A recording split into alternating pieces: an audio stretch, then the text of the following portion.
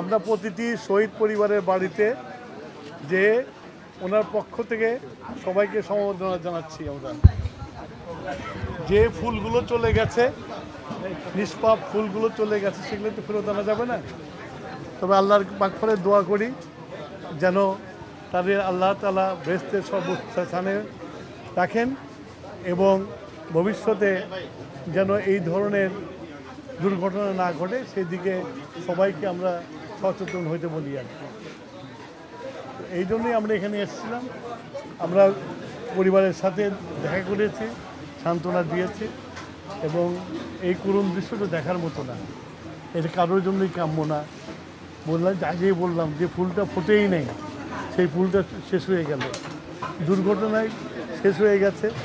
আমরা আল্লাহর কাছে তাদের জন্য দোয়া করব। আমিন। আহত এবং শহীদ পরিবারের জন্য আর্থিক ক্ষতিপূরণ দেওয়ার ব্যবস্থার কথা বলেছে সরকার গতকালকে, এবং সবকিছু মিলে সরকারের কার্যক্রম আপনারা সন্তোষজনক বলে মনে করেন কি?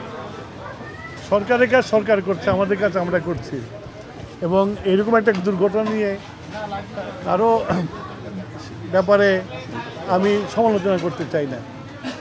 তাদের কাজ তারা করছে, আমাদের কাজ আমরা করছি। সরকার একটা অন্তর্বর্তীকালীন সরকার, তাদের পক্ষে যতটুকু করা সম্ভব সেটিই করছে নিশ্চয়ই। তো এই ব্যাপারে আমি মনে করি যে তারা সরকার যদি তাদেরকে কোনো রকম অনুদান দেয়, বাচ্চা চলে গেছে সেটা তো আর ফিরে আসবে না, সেটা সরকারের উপর ডিপেন্ড করে। এবং বিভিন্ন জায়গায় এক ধরনের অস্থিতিশীলতা আমরা লক্ষ্য করছি, মাইলস্টোন ট্র্যাজেডি কিংবা সচিবালয় ঘেরাওয়ের মতো ঘটনা ঘটেছে। এটা তো অবস্থা কেমন দেখেন? এই সরকারের বর্তমান অবস্থা না, এই সরকারের ব্যবস্থা নেই। এটা হলো যে আমাদের দেশে একটা নির্বাচন হবে, আর যেটা ফেব্রুয়ারি মাসেই হবে আমরা জানি।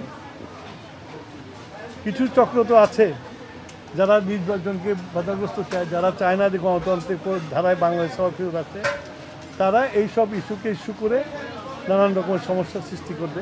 তবে আমরা মনে করি আমরা বিএনপি, আমরা একটা গণতান্ত্রিক দল, আমরা নির্বাচন করার দল।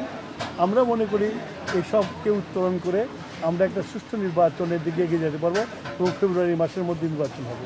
নির্বাচনে তো এক ধরনের সংখ্যা তৈরি হয়েছে, আপনারা কতটা?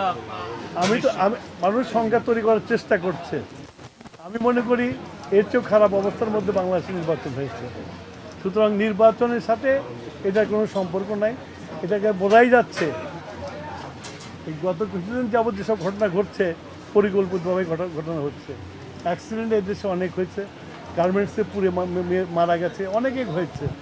এটা বিমান দুর্ঘটনা অনেক ঘটেছে, কিন্তু এরকম মিছিল করে তারপরে সচিবালয়কে আক্রমণ করা দেখি নাই।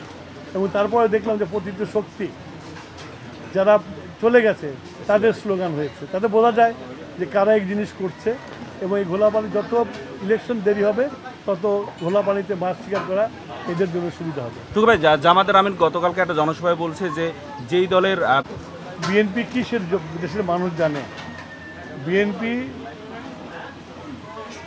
অতীতে সরকারে থেকেছে এবং সরকারে কাজ করেছে। আজকে যে যা কিছু অর্থনৈতিক যা কিছু অবকাঠামো দাঁড়িয়ে আছে, এটা জিয়াউর রহমান সাহেব শুরু করেছিল এবং বেগম জিয়াও এটাকে চালিয়ে গেছে। এবং সমীক্ষায় দেখা গেছে বেগম জিয়ার আমলে সবচেয়ে বেশি শিল্পায়ন হয়েছিল। সুতরাং জামাত কি বলল সেটা আমাদের বিষয় না। জামাত আগে তাদের যে অপকর্ম করেছিল ৭১-এর মুক্তিযুদ্ধের সময় বাংলাদেশের বিরুদ্ধে দাঁড়িয়েছিল, তার জন্য জনগণের কাছে আগে ক্ষমতায়, তারপরে আমার অন্য দলের সমালোচনা করি। তারা ৭১-এর সমালোচনা চায় নাই এবং তারা শুধু তাই করে নাই, আল বদর আনসার বাহিনী তারা তৈরি করে দেশের মানুষকে হত্যা করেছে।